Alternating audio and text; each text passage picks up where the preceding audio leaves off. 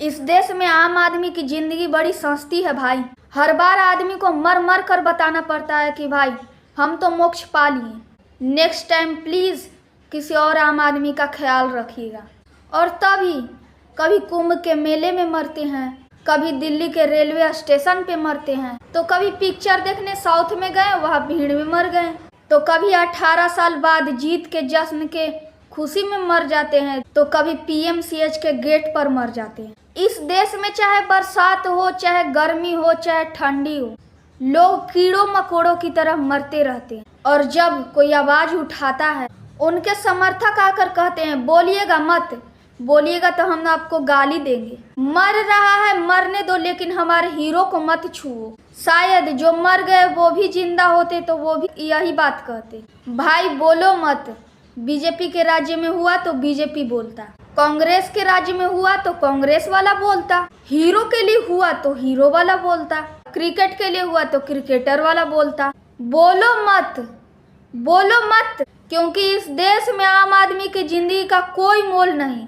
वो अपनी जान की कोई कीमत नहीं लगाते। सरकार के लिए उनकी जान एक फाइल है, क्रिकेटर के लिए उनकी जान एक नंबर, एक आंकड़ा है, नेताओं के लिए नारा है। आप मरे कटे सड़े कोई फर्क नहीं पड़ता, इसीलिए आप मरते कटते रहते हैं।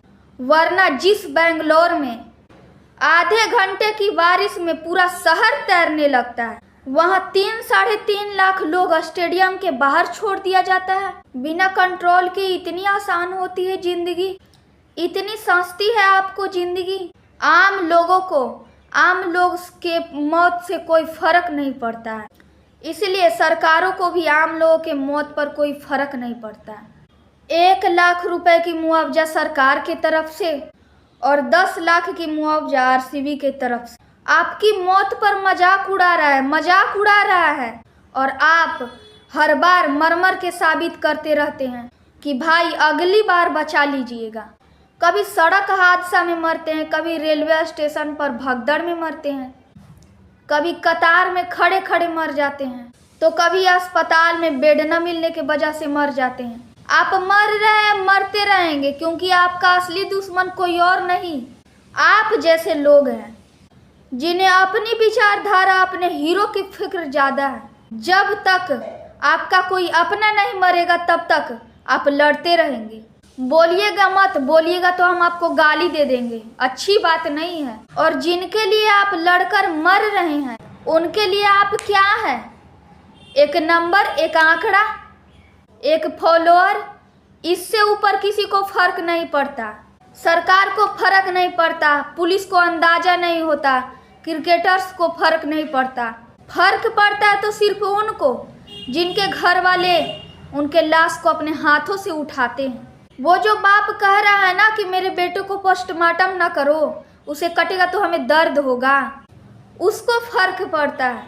वो कह रहा है कि बेटा बिन बताए गया था, आपको क्या फर्क पड़ता है?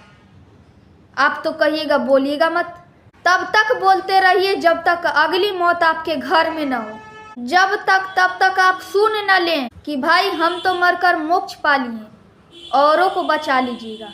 इस देश में आम आदमी कीड़ों मकोड़ों की तरह हर साल मरता है, क्योंकि पता है ये सिलसिला क्यों जारी है, क्योंकि सवाल पूछने वाला पर घटना का जिम्मेदार लोग और उनके चाहने वाले टूट पड़ते हैं।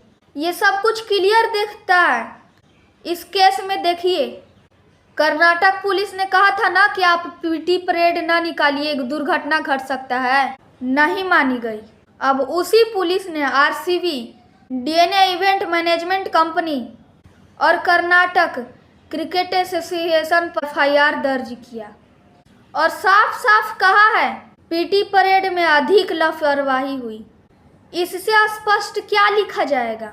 लेकिन जब तक लापरवाही को लेकर उन 11 लोगों की मौत को लेकर सवाल पूछेंगे तो कहा जाएगा आप गलत बोल रहे हैं। आपकी तस्वीर बनाकर मौत की कामना की जाएगी, परिवार वालों की निशाना बनाया जाएगा, कहा जाएगा आप क्यों नहीं स्टैम्पेड में जाकर के मर गए। और ये सब किस लिए? क्योंकि आपने 11 लोगों के मौत पर सवाल उठाया। वो बात जो कह रहे थे वही पुलिस की एफआईआर में आई। लेकिन उसके बावजूद भी आप चाहते हैं कि सवाल ना पूछे, क्योंकि इस देश में आम आदमी का जिंदगी का कोई कीमत नहीं। इस देश में किसी बड़े आदमी के बच्चे का कोई कैमरा पर्सन अगर एक फोटो खींच ले तो सोशल मीडिया पर पूरा हंगामा मच जाता है। लेकिन 11 जिंदगियां चली गई, 33 लोग मर गए। जो लोग मरे उसमें 33 साल से ऊपर कोई नहीं था। 3 नाबालिग थे। उनके मौत पर सवाल उठाने पर आपकी मौत की दुआ की जाती है। क्या चुप रहना इंसानियत है? क्या आम आदमी की मौत इस देश में एक नंबर है, एक आंकड़ा है? जो हमारी मौत की कामना कर रहे हैं, हमारी मौत की कामना करते रहो, कोई बात नहीं। जो गालियां देना चाहते हो बेशक दे दो, लेकिन याद रखना मैं सिर्फ इसलिए बोल रही हूँ कि कल ये हादसा तुम्हारे या तुम्हारे चाहने वाले या तुम्हारे परिवार के साथ न हो। तुम्हें आज सिर्फ अपने हीरोज दिख रहे हैं और मुझे 13 साल की दिव्यांशी, 17 साल का शिवलिंग, 27 साल की अक्षता, 20 साल का भूमिक, 27 साल का मनोज दिख रहा है। और ये नाम नहीं है, ये सपने थे जिन्हें लापरवाही के चलते मौत हो गई। लेकिन अगर तुम्हारे साथ भी कभी कोई घटना घटे, अन्याय हो, उसके लिए भी आवाज उठेगी, क्योंकि ये मैं नहीं मानती कि इस देश में कि आम आदमी इस देश में कीड़ों मकोड़ों की तरह मरे। बेंगलोर में जो कुछ हुआ ये बड़ा हैरान करने वाला था। 35,000 की क्षमता वाले स्टेडियम 3-3.5 लाख लोग, जानते हैं कैसे पहुंचे? हम बताते हैं, आपको जानना चाहिए। क्योंकि 13 साल की दिव्यांशी, 20 साल का शिवलिंग, 20 के भूमिक, 27 की अक्षता, 33 का मनोज, ये क्यों मरे? इनकी चीख, इनकी तड़प जो कुचल कुचल कर मर गई, वो आपको जानना चाहिए। क्योंकि जब कोई सांसें देने की कोशिश कर रहा था, दिल का धड़कन लौटाने का कोशिश कर रहा था, उस वक्त तमाशा चल रहा था। आपका मरना कोई फर्क नहीं पड़ता है, फर्क पड़ता है 18 साल बाद ट्रॉफी। पुलिस ने 1:08 पर दोपहर में कि बेंगलोर शहर में कोई परेड नहीं होगी, लेकिन इसके बाद 3:14 पर आरसीबी के तरफ से ऐलान हुआ कि 5 बजे परेड होगी। पुलिस ने कहा था कि परेड नहीं होगी। क्यों? क्योंकि आरसीबी के जीत के बाद पुलिस को अंदाजा था कि शहर में भीड़ कंट्रोल नहीं की जा सकती। जुनून हद से पार कर गया। इतनी कम समय में तैयारियां नहीं होती है। घर में डीजे लगवाना हो, फंक्शन लगवाना हो, पुलिस से इजाजत लेना पड़ता है, 20 बार आना जाना पड़ता है। लेकिन 3 लाख लोगों को आप शहर में न्योता दे रहे हैं और आपको परमिशन नहीं चाहिए थी।